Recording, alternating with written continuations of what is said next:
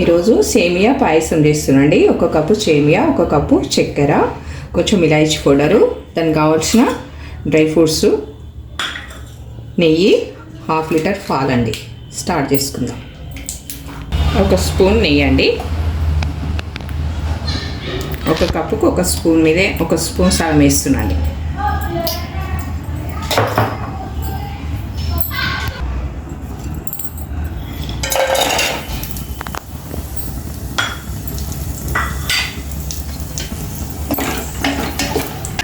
నెయ్యిలో మంచిగా వేపుకోవాలండి.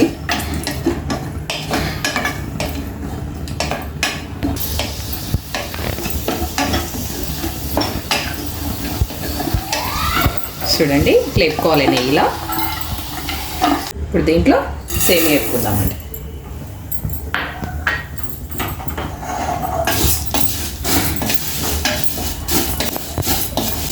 ఫ్రూట్స్ వేపుకున్న దాంట్లోనే మనం ఇట్లా సేమియాని కూడా వేపేసుకోవాలండి.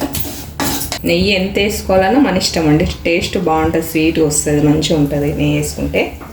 చిన్నపిల్లలకు కూడా బాగుంటుందని నేను కొంచెం ఎక్కువనే వేస్తాండి. చూడండి, ఇట్లా సేమియాను ఇట్లా వేపుకోవాలండి. నెయ్యిలో మంచిగా ఇట్లా ఫ్రై చేసుకోవాలి.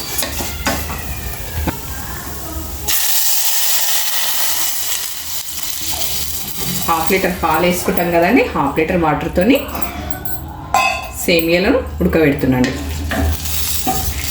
ఉడికిపోయిన తర్వాత వాటర్ అన్నీ గుంజుకుంటాయండి.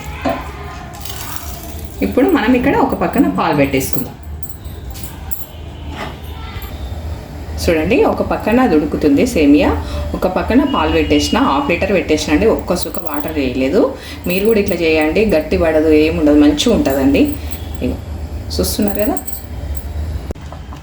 చూడండి, ఇంకా సేమియా మంచిగా ఉడికిపోయింది. ఇట్లుంటే జారిపోతుంది. కొంచెం ఇట్లా ఉంటే సరిపోతుందండి. మనం పాలు వేసేసుకుందాము. పాలు 2 పొంగులు వచ్చేసినాయి ఆల్రెడీ. ఇప్పుడు ఇగో మంచిగా మసలు పెట్టుకున్నాం కదండి పాలు. ఒక్క చుక్క కూడా వాటర్ వేయలేదు ఇంట్లో. 1/2 లీటర్ పాలు 2 పొంగులు వచ్చే వరకు మంచిగా మసలు పెట్టేసిన. ఇందులో వేసేసుకుందాం. ఇప్పుడు లాస్ట్లో కొన్ని వేసుకుందామండి. చూడండి, మనం ఒక్క చుక్క కూడా వాటర్ వేయలేదండి ఇలా.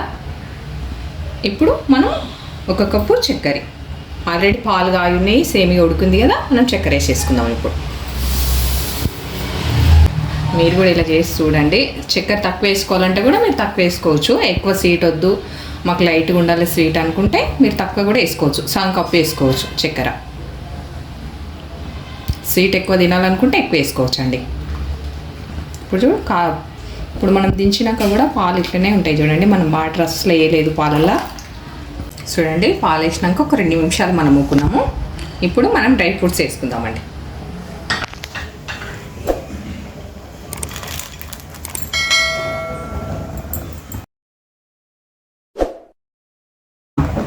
సారీ అండి, ఇలాచీ పౌడర్ వేయడం మర్చిపోయినా.